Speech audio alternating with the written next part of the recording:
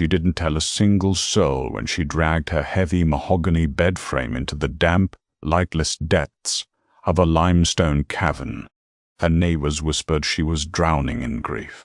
Her own family claimed she was losing her mind. But when the deadliest blizzard in a century swallowed the town, her buried secret became the only thing keeping her alive. Diana Mitchell had always been a woman tethered to the harsh, unforgiving soil of Oak Haven, Colorado. For 20 years, she and her husband Dylan had worked their 50-acre property at the foothills of the Rockies, coaxing life out of the rocky earth. But when Dylan died in a freak logging accident crushed beneath a massive Douglas fir that snapped unexpectedly in a summer storm, Diana's world shattered. The sprawling 2-story farmhouse they had built together suddenly felt like a museum of ghosts. Every creaking floorboard, every ticking clock, and every drafty window was a relentless reminder of the man she had buried. It was mid-September, 3 months after the funeral, when Diana made the discovery. She had been clearing out the overgrown brush behind a collapsed northern silo, looking for an old surveying marker, when the ground gave way beneath her boots. Diana tumbled down a steep, muddy embankment, tearing her jeans and scraping her palms.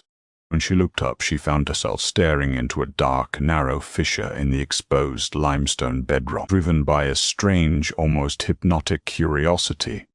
Diana fetched a heavy-duty flashlight from the barn and squeezed through the tight opening.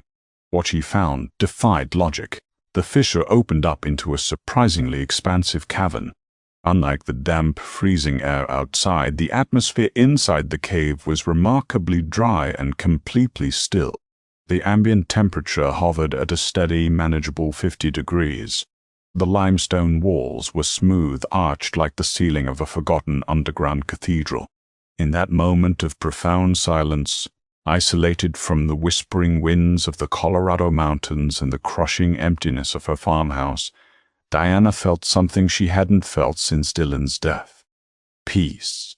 That very night the obsession took hold. Diana began her secret work under the cover of darkness. She started small. First it was a lantern, then a few heavy wool blankets and a cooler of canned goods. But soon the compulsion grew. She needed to sleep down there. The farmhouse felt too exposed, too vulnerable to the elements, and the pitying stares of the townspeople.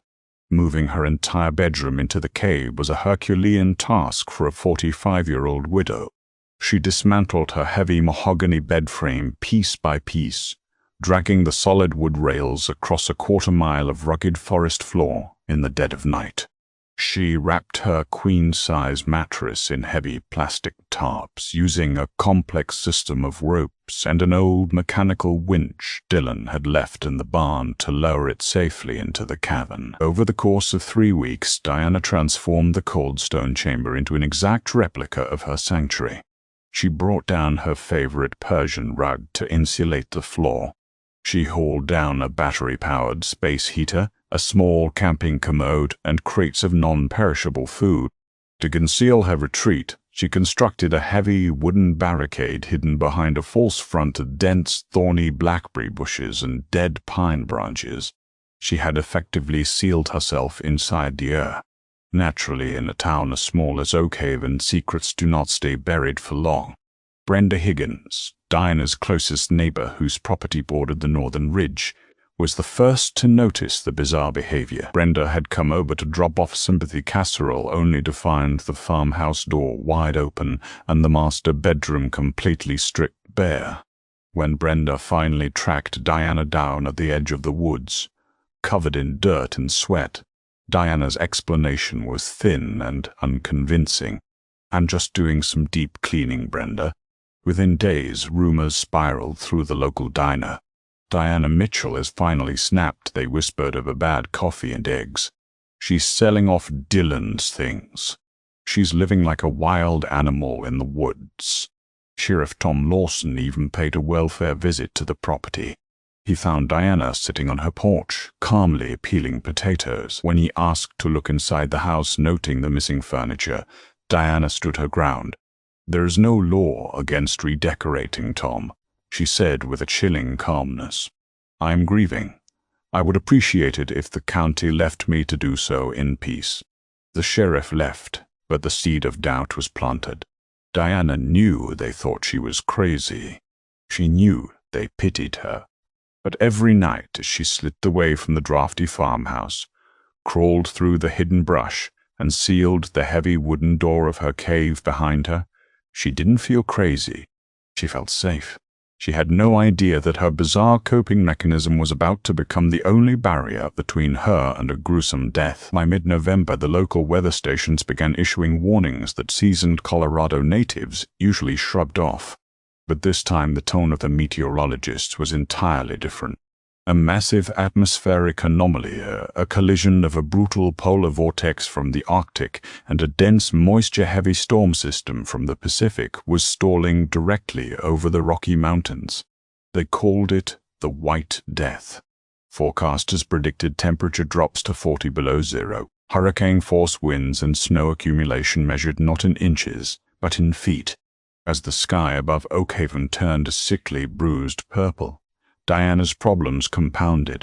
A sleek black SUV tore up her gravel driveway, kicking up a cloud of freezing dust. Out stepped Richard Mitchell, Dylan's estranged older brother. Richard was a sharp-suited real estate developer from Denver, a man who had only shown up to Dylan's funeral to ask about the life insurance policy. He'd never cared for Diana, viewing her as an uneducated country girl holding back prime real estate. Diana stood on the porch, wrapping her thick wool shawl tighter around her shoulders as the first biting snowflakes began to fall. "What do you want, Richard?" she asked, her voice rigid. Richard didn't bother with pleasantries. He pulled a thick manila envelope from his leather briefcase. "I want to help you, Diana. It's obvious you're not doing well. The whole town is talking. You've gutted the house. People say you wander the woods at night talking to yourself." "I don't talk to myself," Diana snapped. "And my house is my business. Actually, it's becoming mine." Richard smiled, a predatory gleam in his eye. "Dylan and I bought this land together years ago before you two were married. I let him have it, but legally my name is still on the original deed. I've spoken to a judge in Denver. Given your documented erratic behavior and fragile mental state, I am filing for emergency conservatorship over this estate." Diana's heart pounded against her ribs. "You want to take my home." "I want to sell it to a resort developer for $3 million, Richard corrected, stepping up onto the porch. "And I'm not leaving until you sign these papers relinquishing your immediate rights, or I'll have the sheriff drag you to a psychiatric ward tomorrow." "No, Sodomat, thou trowed." Before Diana could unleash the fury building in her chest, the world exploded. The storm didn't arrive gradually. It hit with the force of a detonated bomb. A deafening roar echoed off the mountains as a wall of blinding white snow slammed into the farmhouse. The wind speed jumped from 20 to 80 miles per hour in a matter of seconds. The temperature plummeted so fast that the moisture on the porch windows flash froze into opaque sheets of ice.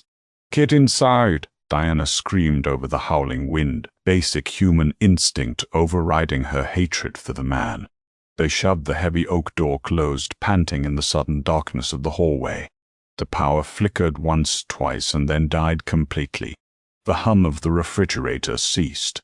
The central heating ventilation stopped. The farmhouse was instantly plunged into freezing, oppressive silence, broken only by the terrifying shriek of the blizzard tearing at the roof shingles.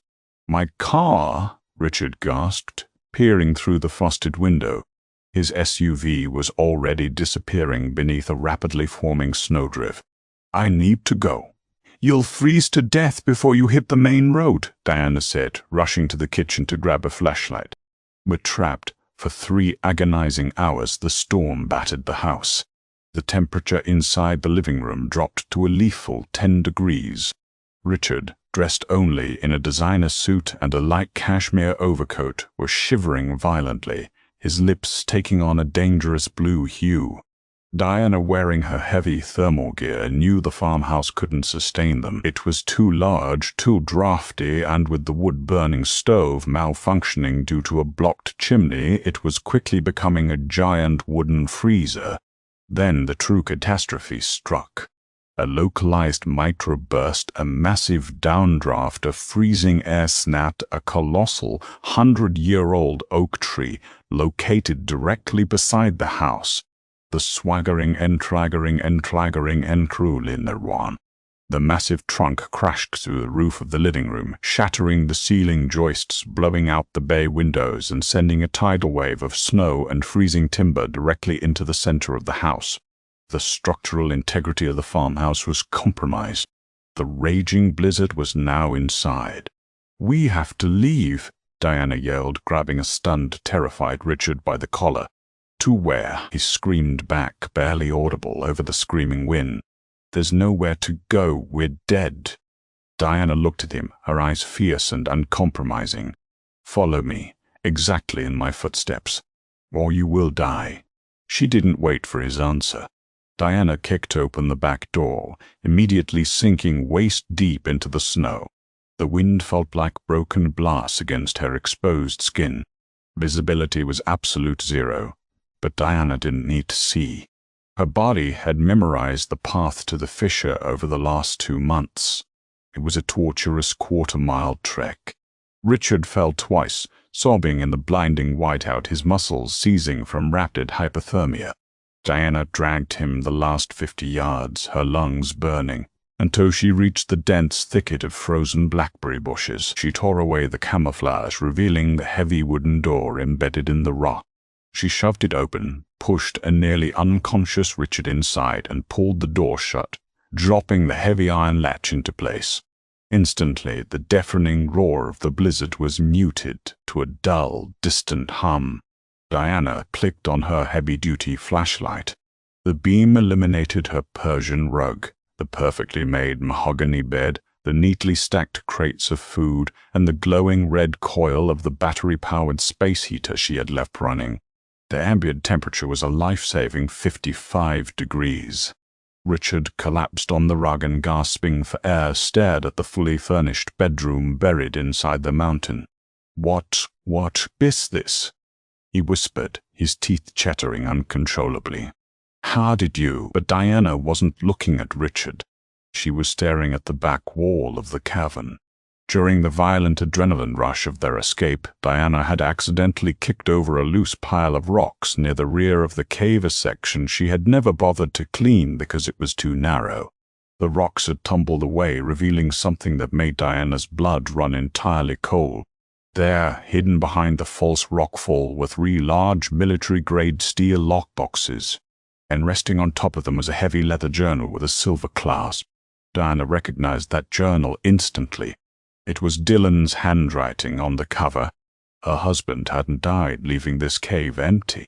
He had been using it long before she ever found it, and whatever he had hidden down here in the dark was about to change everything Diana thought she knew about the man she had loved. The battery-powered space heater hummed a low, steady drone, pushing back the freezing air that tried to seep through the limestone cracks. Outside, the blizzard howled with a demonic fury, shaking the very bedrock of the mountain. But inside the cavern, the only sound Diana could hear was the frantic, deafening hammering of her own heart. Richard was slumped near the foot of the mahogany bed, wrapped in 2 of Diana's heavy wool blankets. His eyes were closed, his breathing shallow but steadying as the ambient warmth fought off his hypothermia. He was out cold, his body shutting down to repair the traumatic shock of the freezing trek. This gave Diana the precious time she needed. Her hands trembled as she reached past the false rock wall, her fingers brushing the cold, military-grade steel of the lockboxes before closing around the leather-bound journal. She carried it to the center of the Persian rug, sitting directly beneath the beam of her heavy-duty flashlight. The silver clasp gave way with a soft click. She opened to the first page. The handwriting was undeniably Dylan's, sharp, hurried, and slanted, but it was the date on the final entry that made Diana's breath catch in her throat. June 12th. It was written exactly 2 days before the massive Douglas fir had crushed him. Diana began to read, and with every turned page, the foundation of her reality fractured. Dylan hadn't been keeping this cave a secret to escape her. He had been using it as a subterranean vault to protect her from his brother. The journal detailed a horrifying conspiracy. The embezzlement. For 5 years, Richard had been quietly siphoning money from their shared family trust, funneling it into dummy LLCs to fund his failing real estate ventures in Denver. Fourier. The illegal dumping to cover massive debts. Richard had allowed an unregulated chemical company to dump toxic slurry into the abandoned mining shafts on the northern ridge of their property, a federal crime that would result in millions of dollars in fines and prison time. The sabotage. Dylan had finally discovered the truth in late May. When confronted, Richard offered him $500,000 in cash as hush money. Dylan took the money to use as physical evidence, burying it in the cave along with the financial ledgers he had stolen from Richard's Denver office. But the final paragraph of the journal was what shattered Diana's heart into jagged, irrecoverable pieces. "Richard knows I have the ledgers. He called me tonight. He sounded panicked, desperate. He told me that if I go to the sheriff, he'll make sure Diana takes the fall for the dumping. He said accidents happen on farms all the time. I'm moving the last of the cash into the cavern tonight. Tomorrow I'm driving to the FBI field office in Denver. If you are reading this, Diana, and I am gone, know that I never stopped fighting for us. The tree didn't just fall. He killed me." No. A hot, searing tear dropped onto the aged paper, smudging the ink. The logging accident, the snapping of the Douglas fir. Diana remembered the local investigator mentioning that the base of the tree looked oddly splintered, as if an explosive wedge had been driven into the trunk before the storm hit. They had written it off as a lightning strike. They were wrong. It was murder. "Well," a raspy, utterly calm voice echoed through the cabin. "I always wondered where he stashed it." Diana's head snapped up. Richard had shed the heavy wool blankets. He was sitting upright against the bed frame, the blue tint gone from his lips. His eyes were locked not on Diana, but on the 3 steel lockboxes sitting exposed in the dirt. "You killed him," Diana whispered, the reality of the words burning her throat. Richard didn't deny it. He didn't even flinch. He slowly climbed to his feet, adjusting the cuffs of his ruined designer suit. Dylan was always too stubborn for his own good. He wanted to play the righteous farmer. He was going to ruin me over a few barrels of chemicals. I offered him a fortune, Diana. $500,000. And what did he do? He stole it and hid it in a hole in the ground. Richard's gaze shifted to the heavy wooden barricade, listening to the muffled roar of the blizzard outside. "That storm out there, it's a blessing in disguise. The town already thinks you're insane, Diana. Moving your bedroom into a cave. Wandering the woods. When the authorities finally dig us out in a few days, they'll find the tragedy of a grieving widow who succumbed to the elements.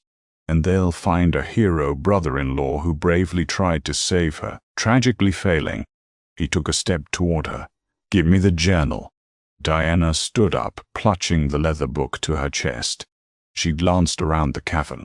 She was a 45-year-old woman trapped in an underground stone box with a desperate murderer. The heavy mahogany bed frame blocked off the left side of the cave.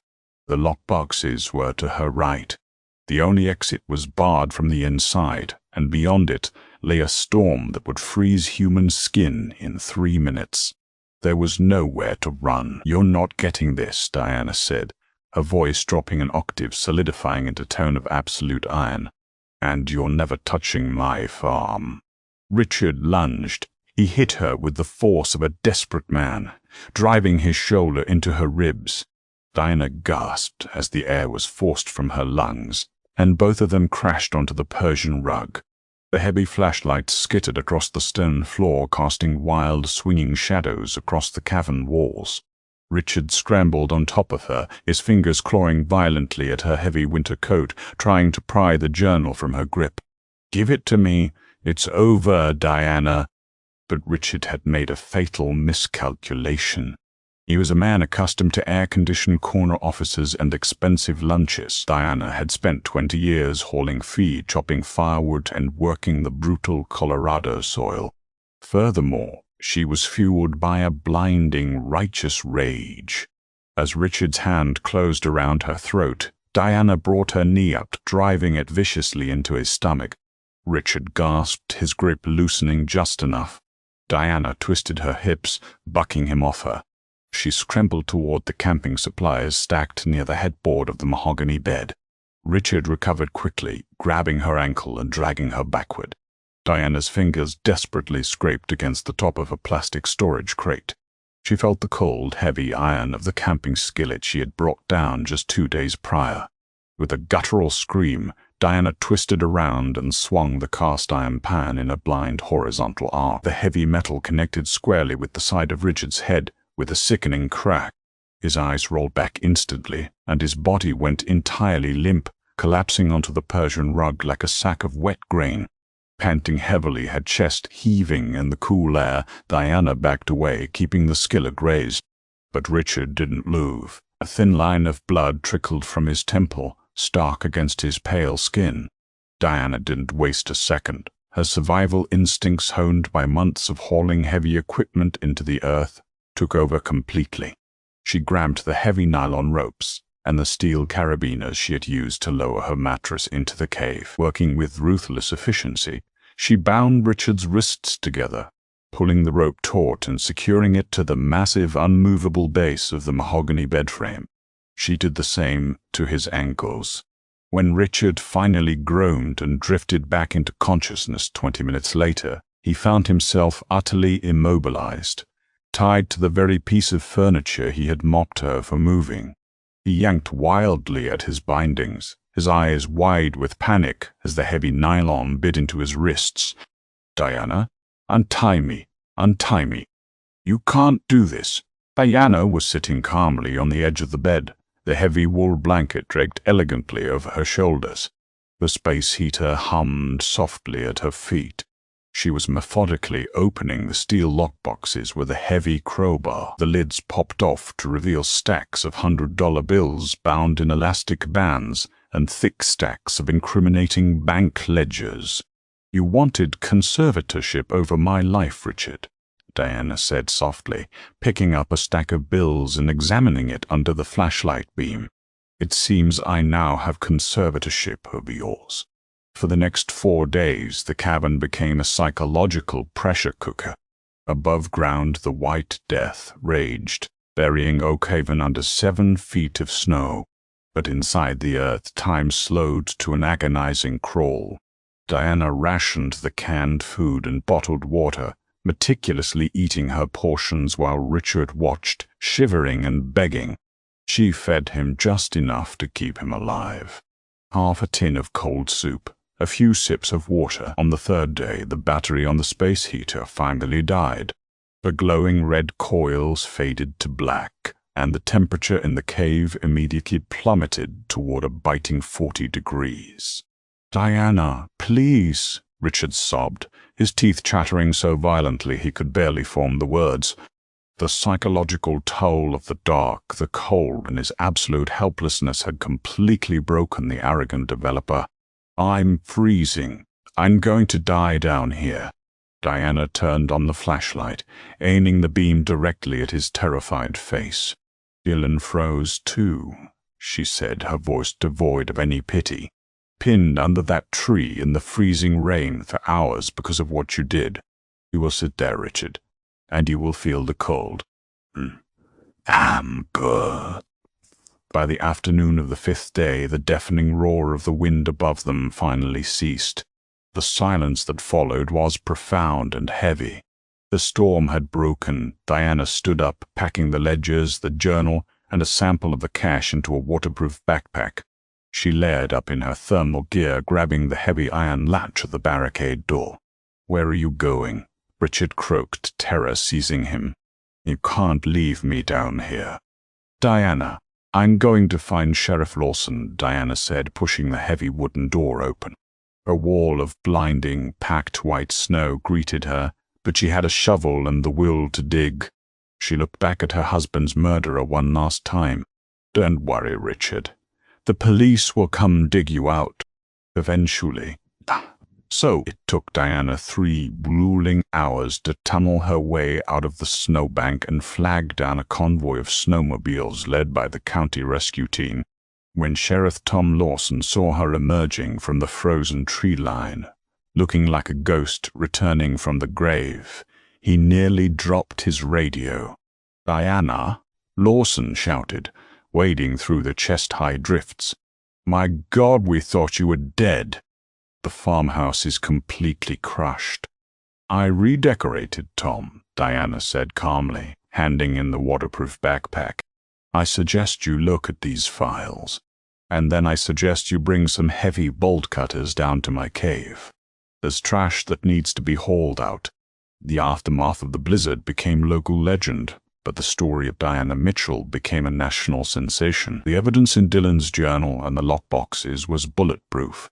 Richard was formally charged with first-degree murder, federal environmental crimes, and massive corporate fraud. He traded his ruined designer suit for a federal prison jumpsuit, sentenced to consecutive life terms without the possibility of parole. The Marlins and stolen funds were seized, and a portion was legally returned to Diana as restitution. Brenda Higgins and the rest of the townspeople stopped whispering about the crazy widow. Instead, they looked at her with a profound, quiet reverence. Diana used the restitution money to completely rebuild the farmhouse, stronger and more beautiful than before. But she never filled in the fissure on the northern ridge. She removed the heavy mahogany bed, returning it to the master bedroom where it belonged, but left the cavern open. It was no longer a tomb of grief. It was a monument to a husband's love and the unbreakable resilience of the woman he had left behind, a woman who had walked into the darkness, faced the devil, and buried him in the cold. Did Diana's incredible story of survival and ultimate justice leave you breathless? Sometimes the darkest caves hold the brightest truths. If you loved this intense real-life survival drama, hit that like button and share it with your friends to help our channel grow. Don't forget to subscribe and turn on notifications so you never miss another thrilling tale of human resilience. What would you have done? Let us know below.